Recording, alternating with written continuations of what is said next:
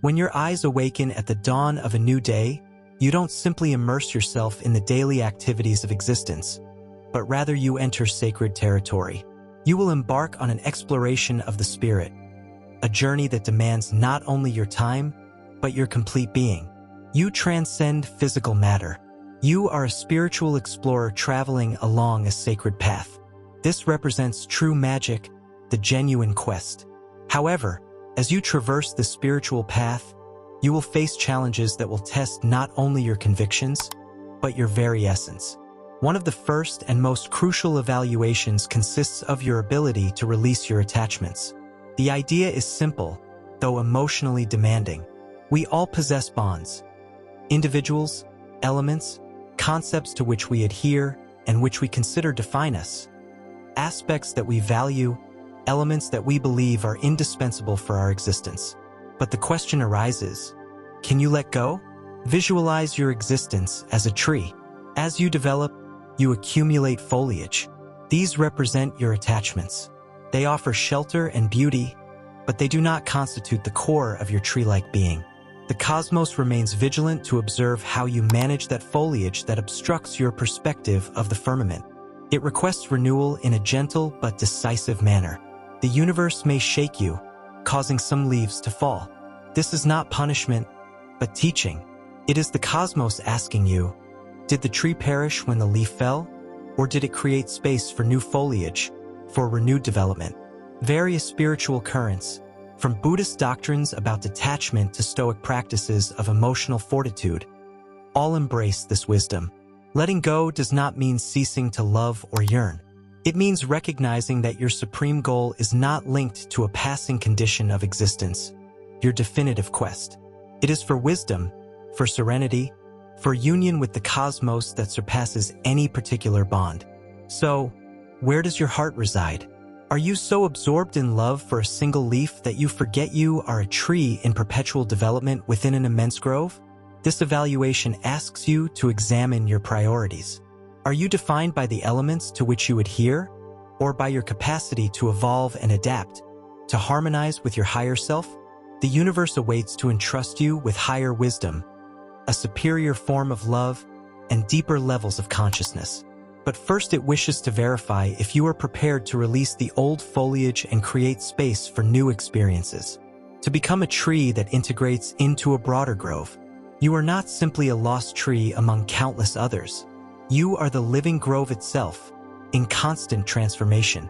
Thus, when you successfully overcome the test of detachment, you understand that you are stronger, more harmonized, and indeed, more complete than you imagined. You are not your bonds, you are not your losses.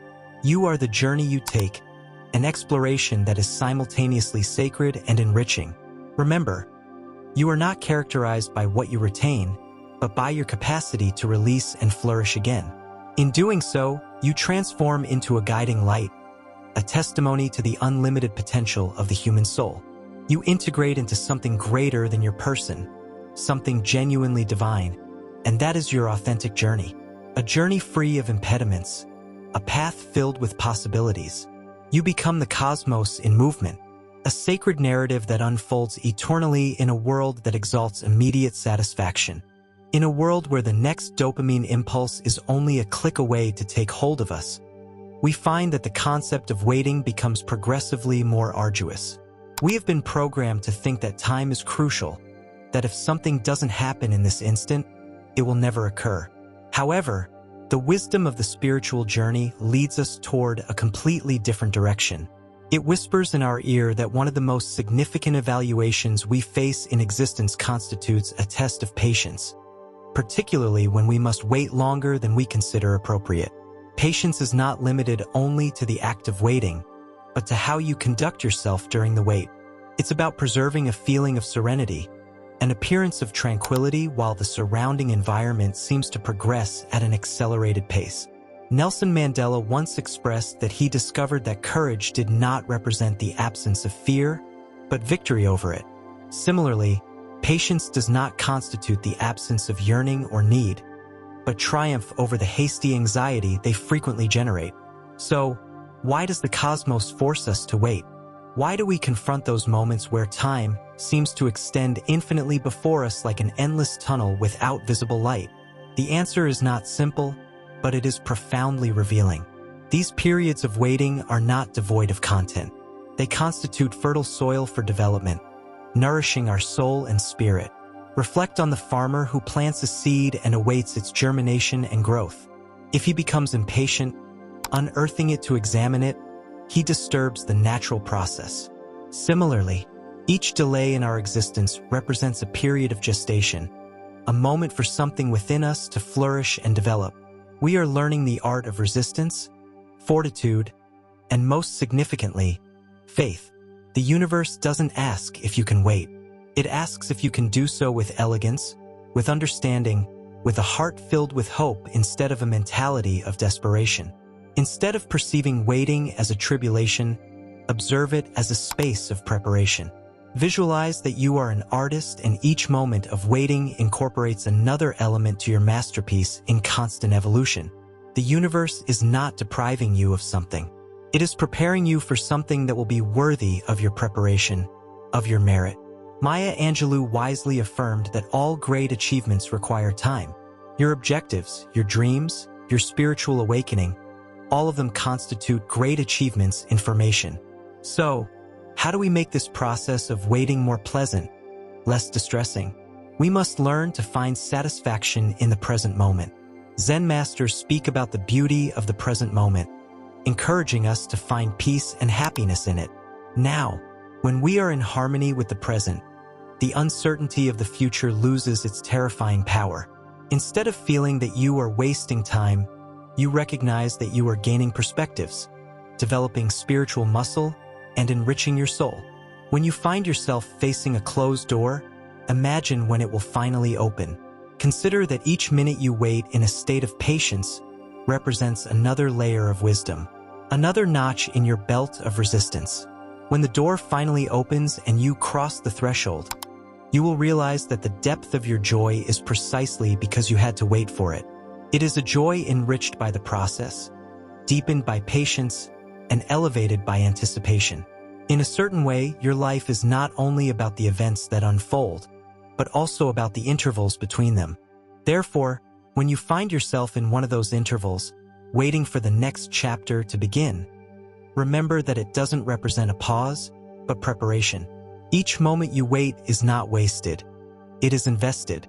You are not being detained. You are being prepared for something so rewarding that when it finally arrives, you will understand why every second of waiting was worth it.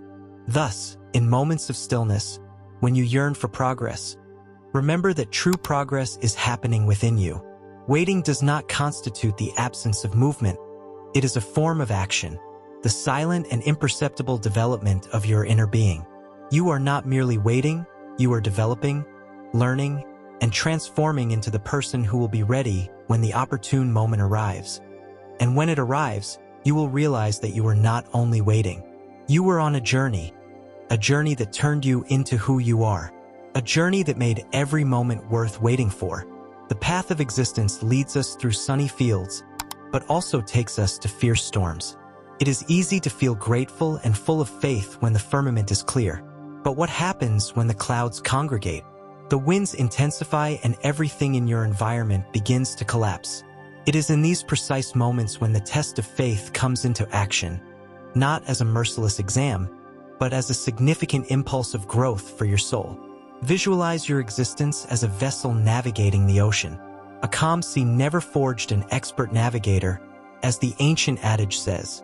Imagine yourself facing turbulent seas where your vessel is thrown from one extreme to the other. Water sprays the deck and you feel lost in the endless immensity of water.